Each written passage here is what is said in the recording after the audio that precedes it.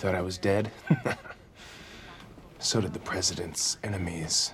Chris freaking Pratt, dude. Actor, Christian, human embodiment of a bagel with no cream cheese on it. Chris Pratt's enjoyed a meteoric rise to fame, but it hasn't been without its fair share of criticism. I mean, landing huge roles in the MCU, Jurassic World, the Lego Movie, Pixar films, and much amore.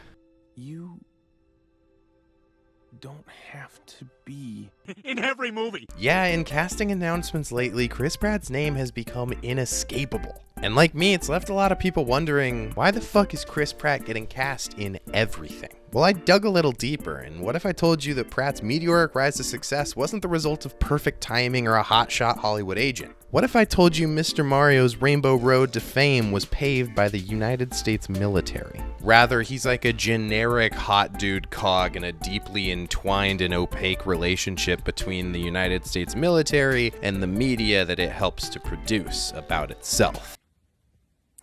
You know, that's wild. According to James Derdurian, this complex and lucrative structure is known as the Military Industrial Media Entertainment Network, or the much spookier name, MimeNet. I know it sounds insane to think that Star-Lord is the result of the Department of Defense, but don't be distracted by the dancing. I promise there's weight to this argument and facts to back it up. My friend Austin Merrill, shout out to Austin, who's a historian at the University of Edinburgh, wrote on this very topic. But much of what I'm saying, I'm paraphrasing from this 45-page paper that's really fucking good. So let's take a deep dive into why the fuck Chris Pratt is being cast in everything.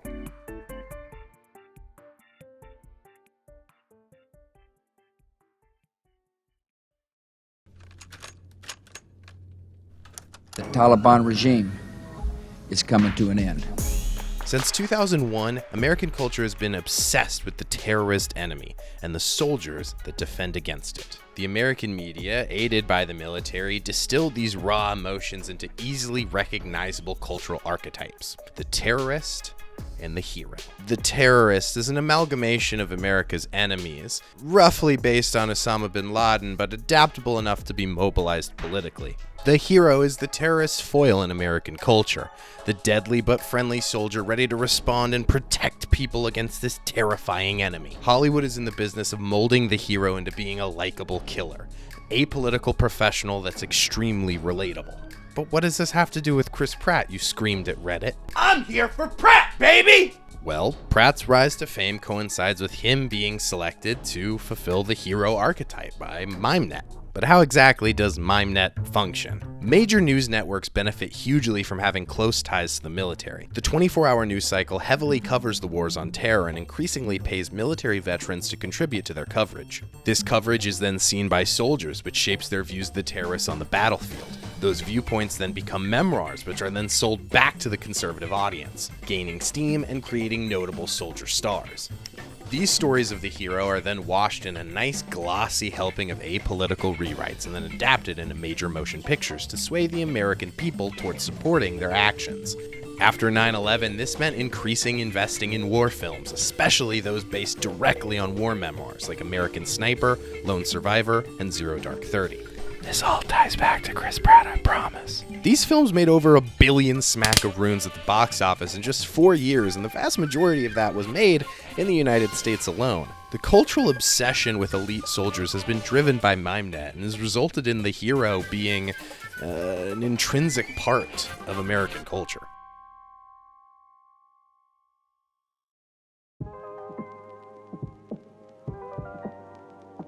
MimeNet also uses enemy propaganda within Hollywood's family-friendly adventure films to generate hatred for the terrorist. These films are heavily subsidized by the American military for their ability to show the military in a favorable light to a much larger audience than the normal conservative memoirs would ever reach. Iron Man, for instance, begins in Afghanistan, as Tony Stark and American soldiers are quickly ambushed by terrorists. Stark is literally dragged into a terrorist propaganda film that directly emulates the actual Al-Qaeda execution of American Eugene Armstrong on September 21st, 2004. I appreciate them honoring the source material. This all boils down to the military paying Hollywood and news outlets to churn out support for their ongoing conflicts. In return, these institutions supply support and don't actually object to anything that they do. The use of this horrific imagery reminds Americans that even during a family-friendly film, the terrorists is waiting to capture and humiliate and murder them in the name of Allah, as if every soldier in these movies doesn't pray to God fucking 12 times. But in the end, even while Iron Man has a facade of like an anti-war message, it's still ultimately an American weapon of war that saves the day. So that movie kind of does try to have its cake and eat it too, and that's coming from just the biggest dumb Marvel fanboy in the world. Look, that one's Vulture over there. But by funding family action films and paying for their pro-military media, MimeNet ensures that this image of the terrorist is consumed as broadly as possible. I got some of my other favorite leftist content creators to help me explain, so here's my buddy Chill Goblin telling you a little bit about it. Now, unlike the soldier memoirs, most screenwriters and producers have had no actual contact with the terrorists, so their portrayal is truly an imagination. Hollywood relies on Orientalist stereotypes and references to film tropes to portray the enemy as a one-dimensional villain who exists purely to be defeated by American soldiers. This leads to indigenous characters being given little dialogue and no real motivation for their actions in films. The only details the audience needs to be shown is that they fit the key traits of the terrorists. So they got brown skin, dark features, traditional clothing, turbans, AK-47s, and no subtitles. Post 9/11 films silence the enemy, reducing them to targets to be blown up by the American good guys. They're basically just a pile of Orientalist stereotypes with a little sprinkling of over-the-top violence. What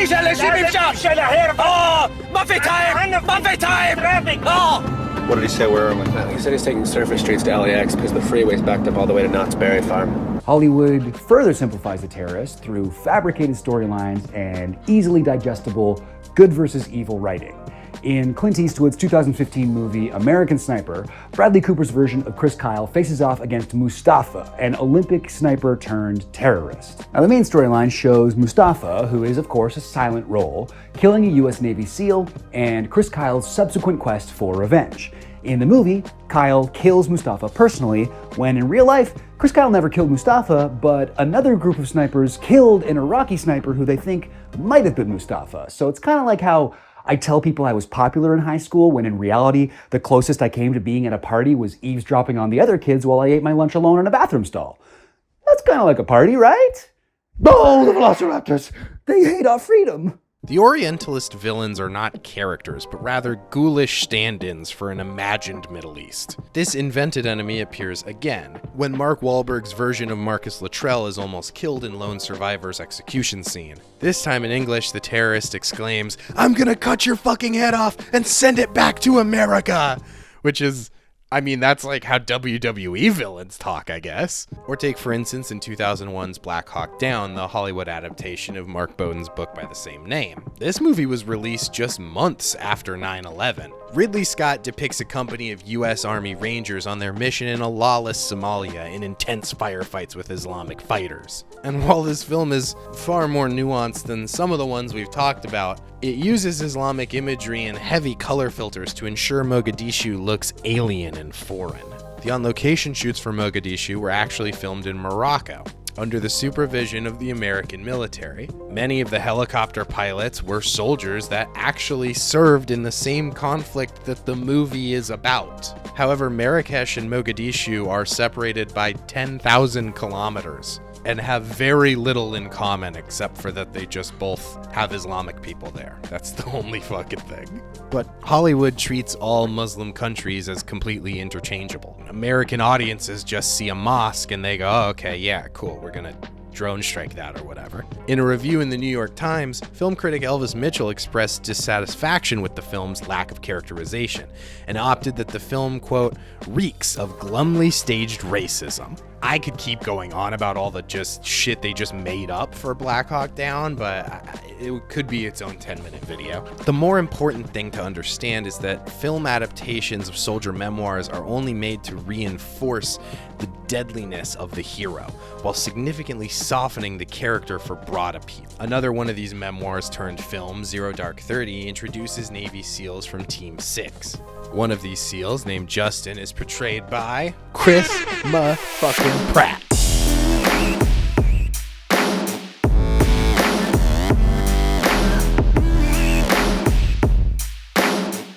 The American comedic actor was known for his role playing the lovable but bumbling idiot Andy Dwyer in NBC's Parks and Recreation. But why cast Pratt, a previously overweight comedian well known for network television, to become a leading man in a military-funded action film? Pratt's casting immediately softens SEAL Team 6 and allows the audience to relate to them. America's team of deadly, conservative, religious assassins is now being led by one of the friendliest faces on American TV. Before leaving to assassinate the most famous terrorists in world history, we return to Justin as SEAL Team 6 while they just relax at their base. Joking, playing games, drinking, even earning a smile from Maya, the self-serious CIA representative. Yeah, why not? Let's make let's make the CIA have girl bosses. Fuck yeah.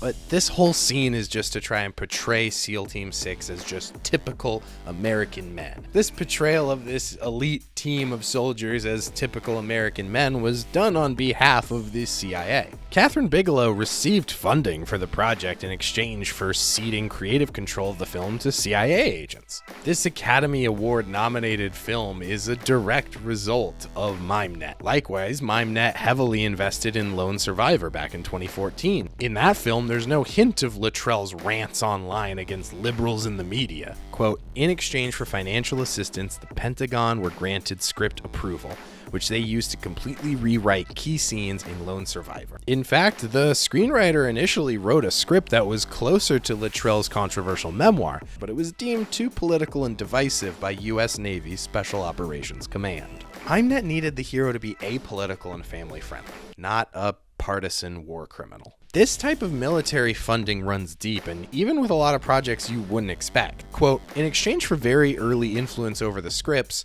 Transformers producers secured more military assistance than any other franchise in movie history, eventually receiving over $1 billion worth of unique locations, vehicles, and trained and uniformed extras, which means the troops. That means that the troops were that our tax were paying for the troops to be in Transformers. In fact, O'Neill, one of the SEAL Team 6 members that actually killed Osama bin Laden, compared his stealth aircraft to a Transformer in his memoir. So not only is O'Neill deeply influenced by the American media, he became a pivotal part of it. And then Fox News hired him to become a contributor. Our next guest shot bin Laden in the face. Think about that. One of the very Navy SEALs that killed Osama bin Laden was both directly influenced by MimeNet and then has gone on to become a huge part of it. Just closes the circle and I think puts everything into perspective. So next time you see Chris Pratt pop up on a casting notice, well, you'll have a whole bunch of dumb shit to say. Hey guys, thanks for watching. I'm trying to put out videos quicker. I'm sorry, they take me a long time because I really try to do a lot of research and make them really, really good. Please give me a like, hit subscribe, and if you can, I have a Patreon. We'd love to have you over there. I'm trying to post more content on there too. Start to do some live stream stuff. That'll be real fun. See you guys later. Thanks for watching.